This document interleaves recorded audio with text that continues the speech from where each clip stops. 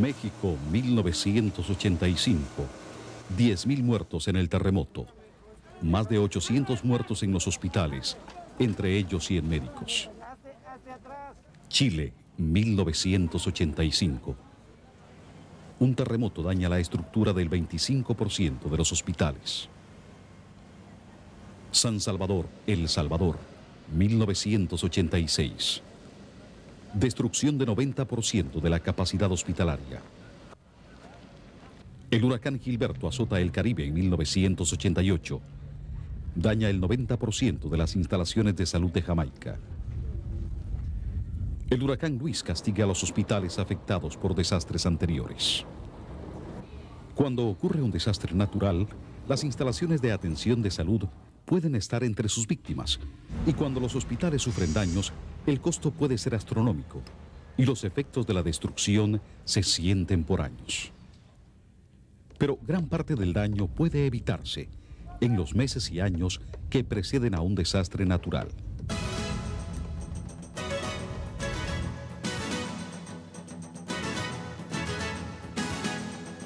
Un hospital es el corazón de la comunidad. Pero cuando un hospital queda paralizado por un desastre, se convierte de recurso valioso en un enorme inconveniente. El peor caso, el derrumbe de uno de estos edificios. Un hospital inservible no puede salvar vidas. De hecho, puede aumentar mucho el total de muertos.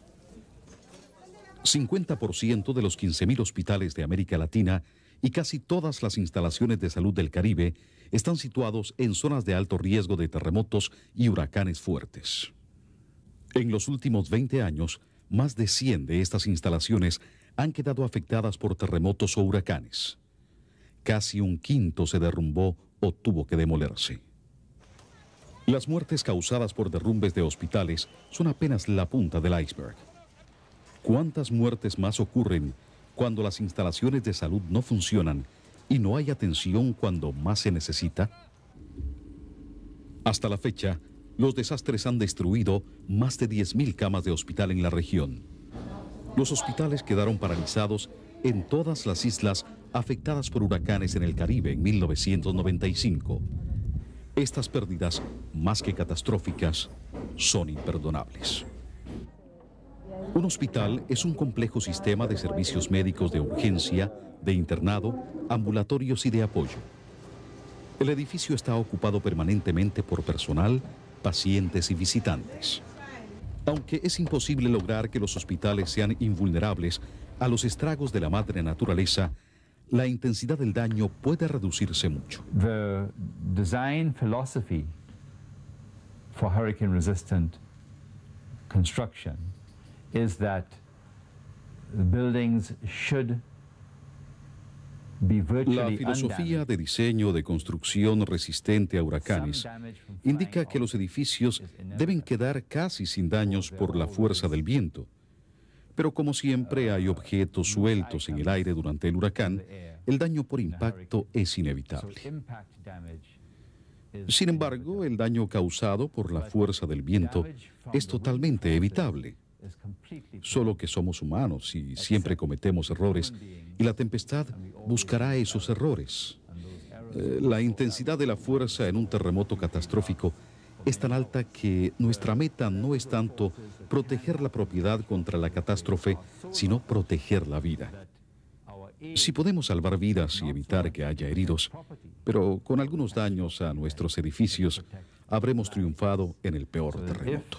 We can save lives and prevent injuries to people, but sustain some damage to our buildings, then we would have succeeded in the worst earthquakes. Y un hospital es, dentro de una comunidad, uno de las construcciones que no debe parar en su funcionamiento en caso de emergencias. Y esto debe asegurarse desde el punto de vista tanto de la estructura como del anclaje de equipos, todo lo que es plantas de emergencia y todo el sistema de vida del hospital debe seguir funcionando. Esto debe llevar un diseño minucioso en donde tengamos una participación tanto arquitectos como ingenieros estructurales, como los médicos y el personal administrativo, que en caso de emergencia es el que va a tener el control del hospital. Este proceso es aplicable a estructuras existentes y a nuevas edificaciones. Casi todos los edificios que vamos a usar durante nuestra vida ya están construidos y casi todos pueden sufrir daños por peligros naturales. Por tanto, la reestructuración de las instalaciones existentes es un importante aspecto de la mitigación. Ciertos hospitales son como pacientes enfermos. El primer paso para tratar sus males es hacer un diagnóstico. El análisis de vulnerabilidad es un proceso lógico en que se examina cada aspecto de la viabilidad de una estructura. Todos los materiales pueden fabricarse a satisfacción para que resistan los terremotos y huracanes, pero algunos quedan tan mal instalados que se desprenden al ocurrir esas catástrofes. Los materiales pesados resisten más el viento y los leves más los terremotos. La mejora de los elementos no estructurales es también parte del proceso de reestructuración. El hospital y el personal dependen de varios servicios indispensables para atender a los pacientes: electricidad, agua y comunicaciones. Cuando un desastre interrumpe estos servicios indispensables, un hospital es casi inútil. Lo que solemos ver en los terremotos es la caída de equipo, estantes de libros, botiquines, techos y conexiones eléctricas. Todos estos elementos no estructurales podrían asegurarse antes de un terremoto a un costo módico. Entonces, diferenciamos la reestructuración difícil de las estructuras principales de la reestructuración relativamente sencilla y barata de los elementos no estructurales. To the relatively simple and inexpensive retrofitting of the non-structural elements. Muchos países afectados por desastres extensos han creado metodologías para su análisis de vulnerabilidad. En México, el Centro Nacional de Prevención de Desastres, CENAPRED, encabeza la investigación y aplicación de esos procedimientos. En el ámbito regional, la Organización Panamericana de la Salud, con el apoyo de la Oficina de Asistencia Exterior en casos de desastre de la Agencia de los Estados Unidos para el Desarrollo Internacional y de la Agencia Canadiense para el Desarrollo Internacional, ha contribuido a recopilar documentos técnicos y pautas para el sector de salud. En 1995, la Oficina Humanitaria de la Unión Europea, ECHO, patrocinó un estudio piloto sobre análisis de vulnerabilidad en 4 países: Chile, Colombia, Ecuador y Venezuela. La información recolectada con las diversas actividades de cada país proporcionó el marco para la presentación oficial de proyectos de ley, presupuestos y planes de reestructuración estructural y no estructural. En el Ecuador, el análisis de vulnerabilidad incluyó una muestra de hospitales de Guayaquil. En Venezuela se hizo una evaluación detallada de la respuesta sísmica de hospitales importantes. Un grupo de participantes de 40 hospitales de Chile creó una metodología original para la evaluación cualitativa de la vulnerabilidad. La modelización de la estructura en computador prueba y verifica las suposiciones sobre su durabilidad. Esta animación lo que hace es que nos indica cómo es que se deforma la estructura, nos indica si existe o no desacoplamiento en torsión. Podemos ver de que el edificio simplemente va y viene de una forma ordenada, de que no existen perturbaciones en planta, y que eso lógicamente nos indica que la estructura que hemos logrado es apropiada para lo que queremos obtener. En América Latina y el Caribe hay muchos conocimientos científicos sobre técnicas de mitigación. Esa información se ha ampliado, probado y divulgado en los últimos años con apoyo de organismos internacionales como la SIDA, la OFDA y otros. Lo importante es convertir esos conocimientos en acción. En países como México, que sufrieron pérdidas tan enormes en el terremoto de 1985, la decisión de tomar drásticas medidas de reestructuración de los hospitales quizá fue más fácil que en otros países. En las islas del Caribe hay que hacer más, como lo indican los efectos del huracán Luis en 1995.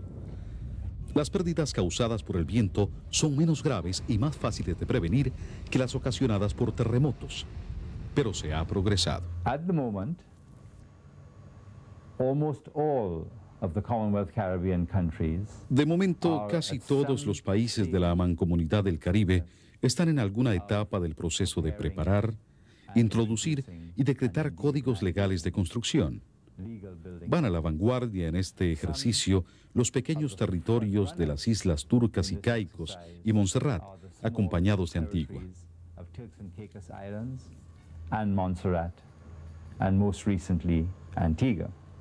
En Costa Rica, un pequeño país que afortunadamente no ha sufrido pérdidas tan graves como México, la Caja de Seguro Social se comprometió a reestructurar 3 hospitales importantes y a asegurarse de incluir resistencia sísmica en el diseño de nuevas instalaciones.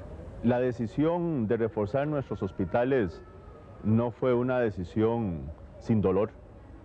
En realidad, tuvimos que sufrir el ver nuestros hospitales dañados por un sismo para que nos despertara la necesidad de reforzar las estructuras. Se contrató un grupo de ingenieros quienes hicieron la revisión y se encontraron que el hospital tenía una alta vulnerabilidad sísmica, aún para sismos de pequeña cuantía, hace alrededor de 5 años más o menos. Este hospital se diseñó para 2 niveles de resistencia o de desempeño. Un nivel de sismo fuerte en el que el hospital debía desempeñarse en el rango elástico sin ningún tipo de daño, y un nivel de sismo todavía más fuerte en el cual el hospital debía sobrevivir sin colapso. De tal forma que nos ha costado, ha sido un proceso largo, repito, no sin dolor, pero sí hoy podemos decir con mucha satisfacción, 1, que el esfuerzo no ha terminado, pero 2, que realmente ha valido la pena el sacrificio que hemos hecho en aras de poder garantizar al pueblo costarricense el tener un hospital de niños preparado para casos de emergencia masiva y desastre hasta donde esté nuestras posibilidades de actuar. La mitigación de los daños estructurales y no estructurales de los edificios no reduce la importancia de adiestrar al personal de los hospitales para responder bien a los planes de emergencia y ejercicios para desastres.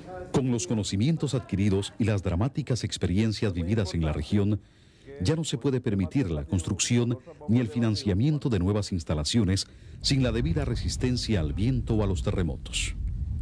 Sin embargo, en la mayoría de los países, la sustitución del conjunto actual de hospitales es una meta a muy largo plazo que durará por varias generaciones.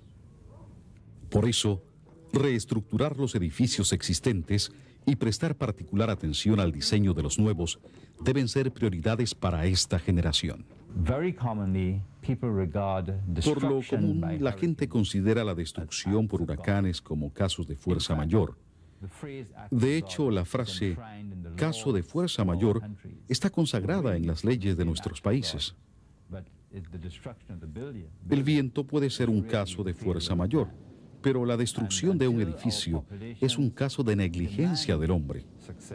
Hasta cuando nuestras poblaciones exijan éxito, será difícil que la industria de la construcción lo alcance. Podemos hacer mucho, pero ante todo, debemos reconocer la necesidad de hacerlo.